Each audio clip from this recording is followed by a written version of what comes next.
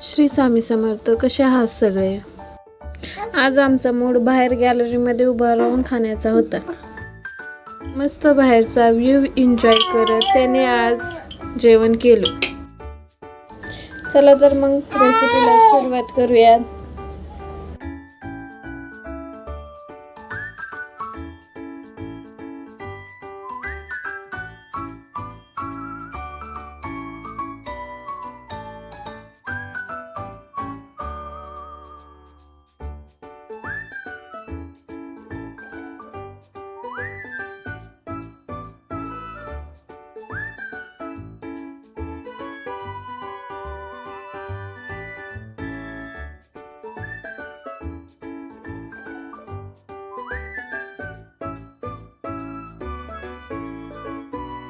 आज मी ह्या फ्रूट बास्केटमधल्या एका फ्रूटचा वापर करून आजची रेसिपी बनवणार आहे. कोणती ते तुम्हाला पुढे समजेलच.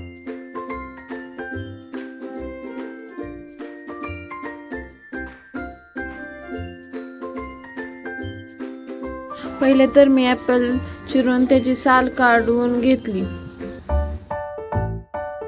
हे कटिंग होईपर्यंत मला तुम्हाला काही प्रश्न विचारायचे आहेत.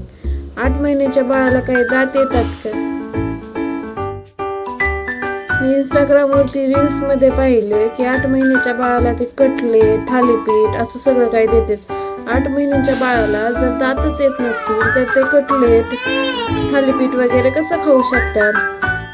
जोपर्यंत बाळाला दात येत नाही तोपर्यंत आपण त्यांना दलिया, शिरा, खिचडी असेच पदार्थ खाऊ घालू शकतो ना.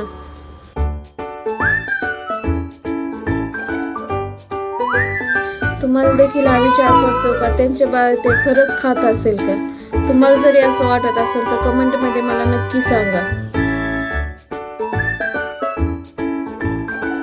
मी तरी डुकूला त्याला जे खाता येईल तेच खायला देते. म्हणजे की खीर, दलिया, खिचडी असेच पदार्थ मी त्याला जास्त देत असते. कारण ते डायरेक्ट त्यांना गिळता येतात. त्याने काही पोटाला इफेक्ट होत नाही व त्याने कोणचे पोटही दुखत नाही. चला आपण पुन्हा आपल्या रेसिपीकडे वळूयात. इथे तर मी पहिले मिक्सरमध्ये खजूर, 3 बदाम, 3 काजू, 3 पिस्ता हे टाकून मी मस्त मिक्सरमधून त्याची प्युरी करून घेतली. त्यामध्ये ॲपल देखील टाकले होते.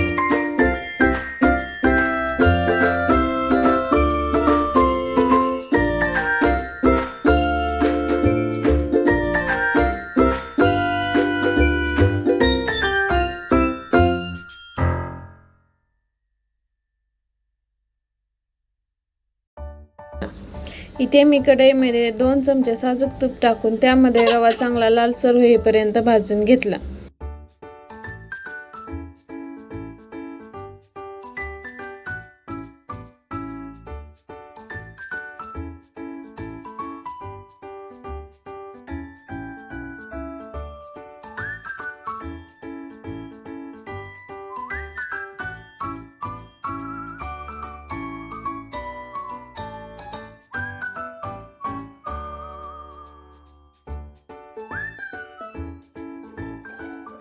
टाकून घेतली व ते मस्त एकजीव करून हलवून घेतलं.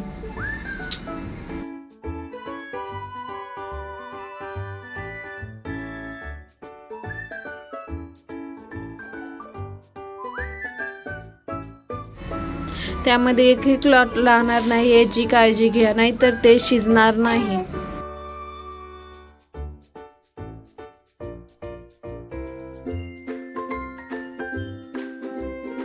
तयार झालेली रेसिपी तुमच्या बाळाला थंड झाल्यानंतर खाऊ घाला. जर रेसिपी आवडली असेल तर लाईक, शेअर, सबस्क्राईब करायला विसरू नका.